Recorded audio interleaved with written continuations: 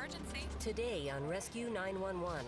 Then, when a hiker falls into a dangerous mountain pool, I can't let my friend die in front of him. rescuers race to lift him from rough terrain on Rescue 911.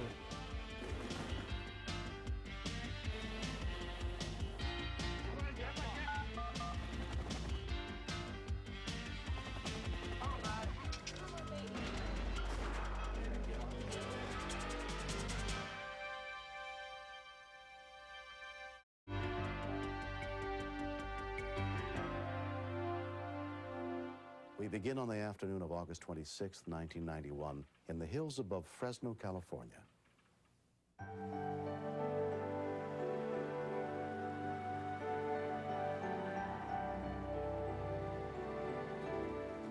Jay Rassey was hiking up to Angel Falls with his two sons.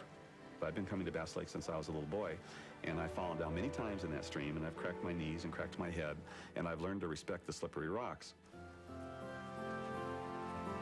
This is awesome, man. David Salinas and John Kubar had grown up in the area and known each other for years, but they'd never explored Angel Falls.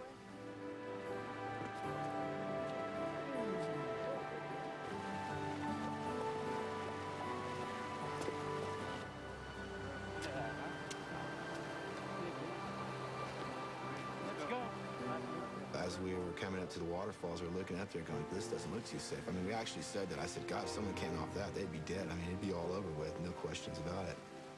Except for the top pool. The top pool looks safe. Those rocks are actually water polished to a real fine sheen. They're like glass.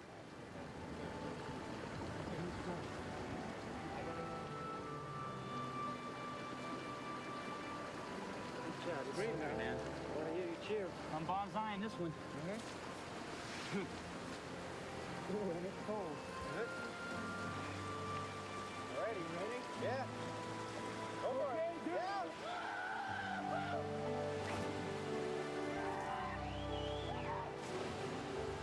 We said hi to them, and we just kind of went on our way. They were swimming in some of the pools up there.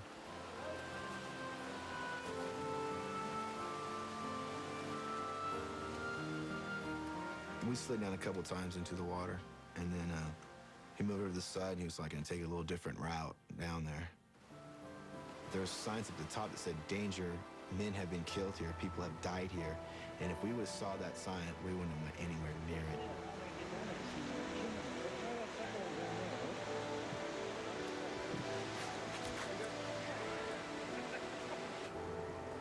Oh, man.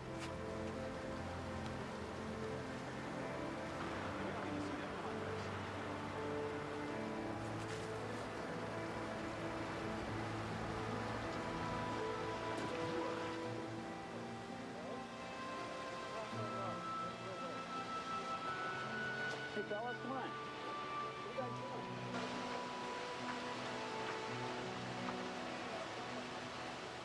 He thought he was going to go sideways into this pool, but from my position across the canyon, I could see exactly what was going to happen. He was going to go straight down.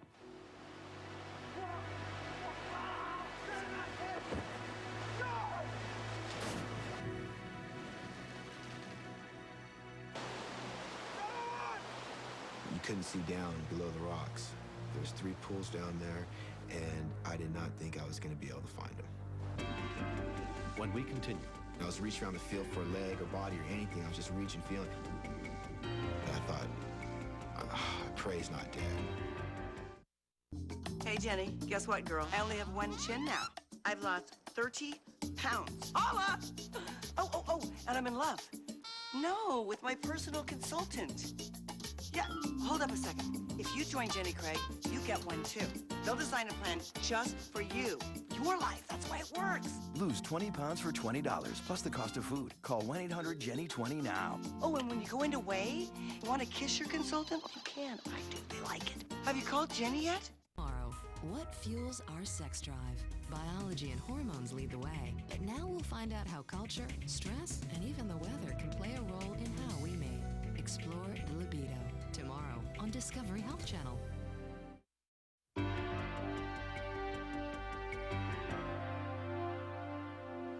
He must have fallen 100 feet, 150 feet behind the rocks and out of my view.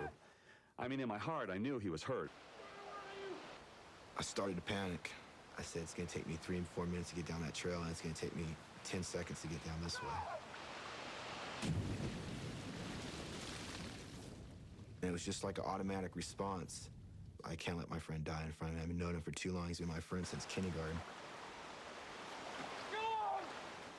I looked and he wasn't there. And all the time is going by. And then climbing up to the next place, I looked into a rock pool that's maybe 15 feet in diameter, and I could see human hair. Your friend's at the bottom! We gotta get him! We gotta get him!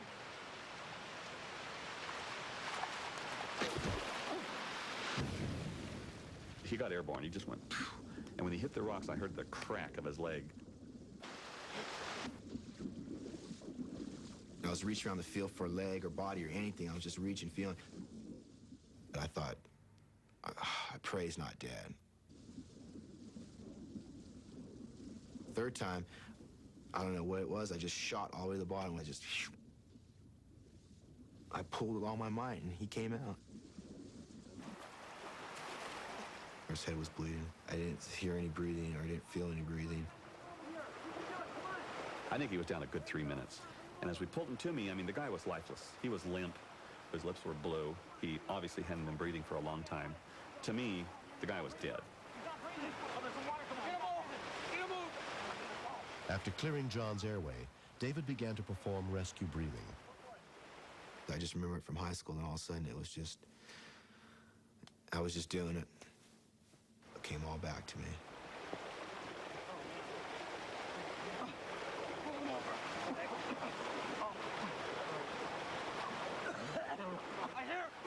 He was coming to faintly and weakly and slowly, but there's no way he could lay in an icy cold stream for a couple hours and be okay.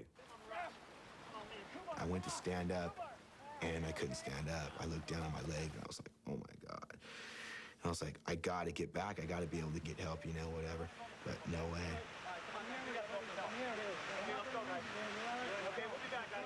He says, don't leave us. And I said, well, I'm not gonna leave you. I wanna help you.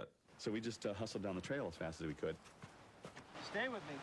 I was trying to keep John warm because his body was in convulsions. He was shaking. After a 15-minute hike, Jay got back to his van.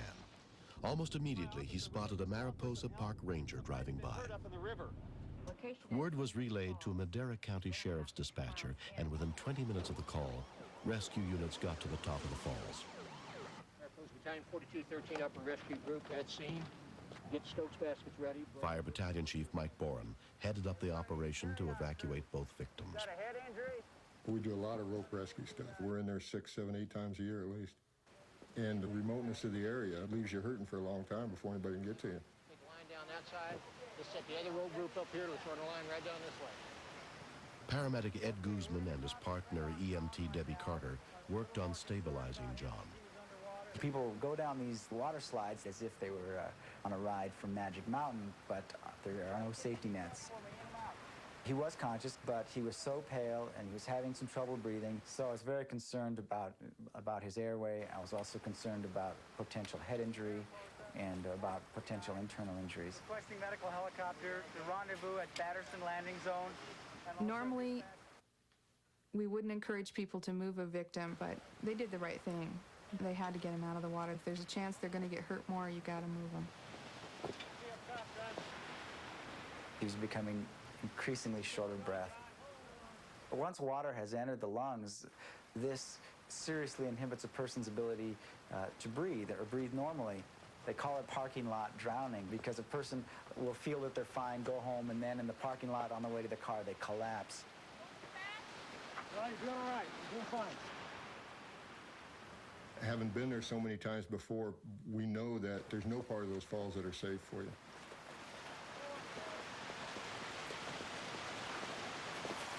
I was like, God, I almost died. Now I'm going to really die looking down. David was taken to the hospital by ambulance with multiple leg fractures, which required reconstructive surgery. John was airlifted by Air Life Services and treated for head lacerations and a concussion, and had water pumped out of his lungs. If John had been alone, Unfortunately, he would have been found probably days later. That one CPR class David took back when was the difference in John's survival. Coming up alongside you, pal. It's been a year since David saved John's life. I can't say enough. He might have gone through some pain, and probably still is, but all that kind of transcends the fact that I am around and that he was responsible for that. I just feel that life's so valuable. You got to do every single thing you can just to stay above. One of my friends is a nurse, and he teaches CPR, and I had him actually teach me the 100% proper way and refresh my memory, and also I'm certified now. Because you never know when you're going to need it. Ready to take some real mountains? Yeah, let's go. Yeah. I think this whole thing has slowed me down a little bit. It's made me appreciate more the finer things in life, the simpler things in life. All right, try to test the waters? No, let's just go.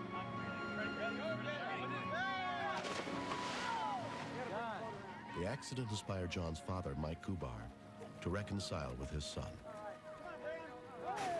Stubbornness has separated us at times. And I said to myself, I said, whatever differences you have, this is your son. Isn't that true, right? He and I talked. And it's the first time, a long time, we touched hands. It was good to see him alive. Mike Kubar was so grateful to David for saving his son that he offered to help pay David's medical bills. To me, David is an angel that was sent here to totally forsake his own life for somebody else, his true friend.